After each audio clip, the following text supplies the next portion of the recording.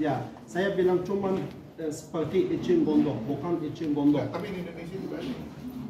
Ada enggak? Itu cuma tumbuh di sini saja. Ya, bijinya juga tidak boleh untuk dikirim ke Indonesia. Karena negara Indonesia itu sangat subur. Kalau cuma dilempar di sana nanti tumbuh langsung. Ya. Berarti dibikin tanaman itu kertas di sana, nanti kehilangan bisnis bapak di sini. Jangan kasih rahasia 100%, rahasia. Cuma kasih 50% saja, oke? Orang Indonesia pintar sekali. Nanti mereka tahu caranya untuk bikin kertas papirus. Jago pelatihan. Dan bisnisnya akan tutup di sini. Ibu mendengar suara saya? Mendengar? Dengar? Ya, Bapak Ibu, ya rapat ya maju ke depan karena ini penjelasan yang bermanfaat untuk cara pembuatan kertas papirus.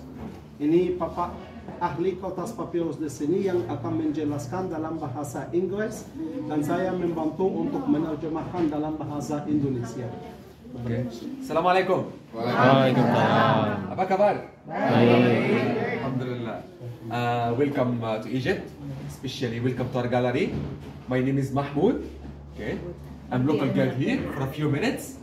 Ya, Mahmoud Bapak Ibu, ahli kertas papirus akan menjelaskan cara untuk pembuatan kertas papirus. Explain to you how the ancient Egyptian made the first paper in the history out of this plant, which you call papyrus. Ya, cara untuk pembuatan kertas yang pertama di seluruh dunia itu kertas papirus yang dibikin di zaman Firaun, Bapak Ibu. This plant grow around the river Nile banks because it needs a lot of water and high temperature to grow. Ya, tanaman itu biasanya tumbuh baik dan layar dekat sungai dia karena perlu banyak air dan banyak panas, cuaca yang panas. And it was a holy plant in the ancient time for two important reasons.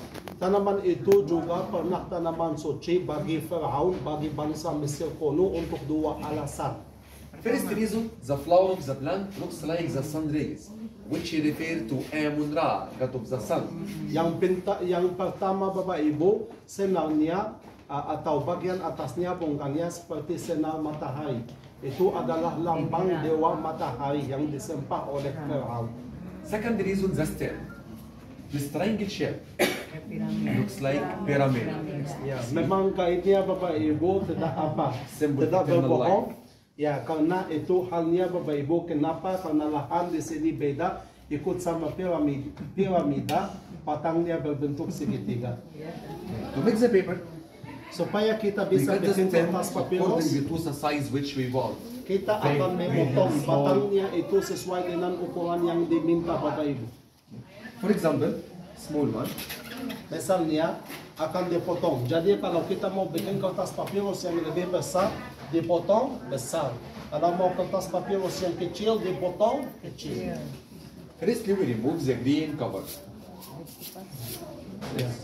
Kita harus lepaskan kulitnya Bapak Ibu. Kulitnya itu dilepaskan. You can see this part, so flexible and kuat. So the ancient Egyptians make sandals, baskets, mats, Baik hats. Pak. Kalau sudah berhasil untuk tarik akan dapat satu istri. Cukup. Oh, berarti bijaksana Pak. Orang Mesir makannya banyak. Makannya banyak. They make it baskets, mats, hats.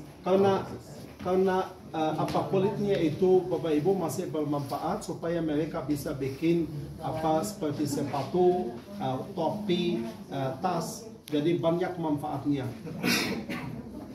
Okay. To make the paper, we cut the inner part into thin slices. Ya, jadi bagian yang akan digunakan untuk bikin kertas papirus, bagian itu yang berwarna putih. Itu yang akan dipotong tipis Bapak Ibu seperti itu. You can see the inner part easy to break. Oh, tapi bagian itu Bapak Ibu mudah sekali untuk dipotong, untuk dihancurkan.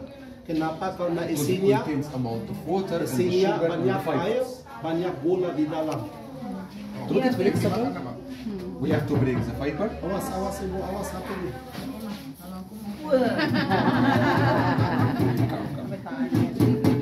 Ya, berarti dia akan menggunakan sebuah palu Bapak Ibu untuk mengeluarkan isi air yang ada di dalamnya.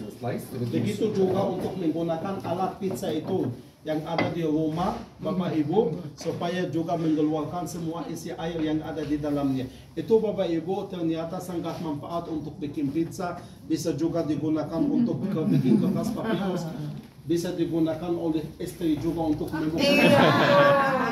Inspirasi tuh. 3 kali Pak, 3 kali sehari. Iya kalau Ustaz. Ya. Pengalaman ya? Tapi memilih sebelum makan atau sesudah makan.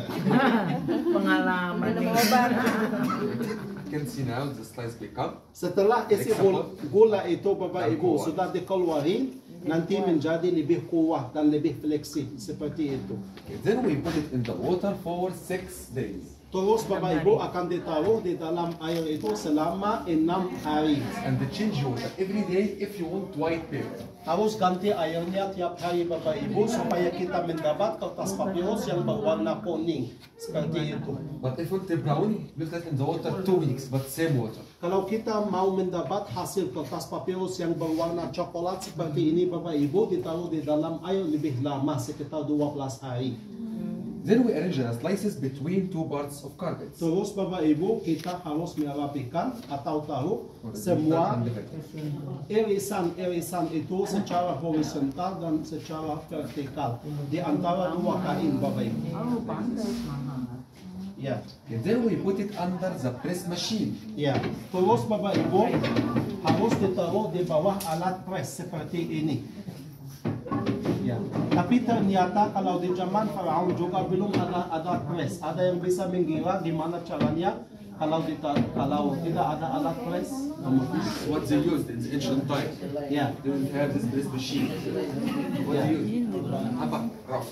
No, exactly. Ya, ada ini satu pendapat Pak. Tapi pendapat yang kedua dibiarkan istrinya yang gemuk untuk duduk di istrinya lagi. Jadi kalau istrinya gemuk itu masih bermanfaat. Buat bikin kertas. Buat bikin. Okay. Without any chemical materials, without any glue, the slices stick together. Ya, tanpa menggunakan bahan perikat apapun Bapak Ibu, selepasnya akan merekat secara langsung. The final result. Dan akhirnya kita akan mendapat hasil itu Bapak Ibu. Ini hasilnya kita akan mendapat sebuah kertas. Ini kertas yang pertama di seluruh dunia, kertas yang kuat sekali. Then we send the most famous artist to paint all of the painting. All of this painting handmade. Kalau kita mau dapat lukisan-lukisan itu yang dikirim untuk para pelukis supaya bikin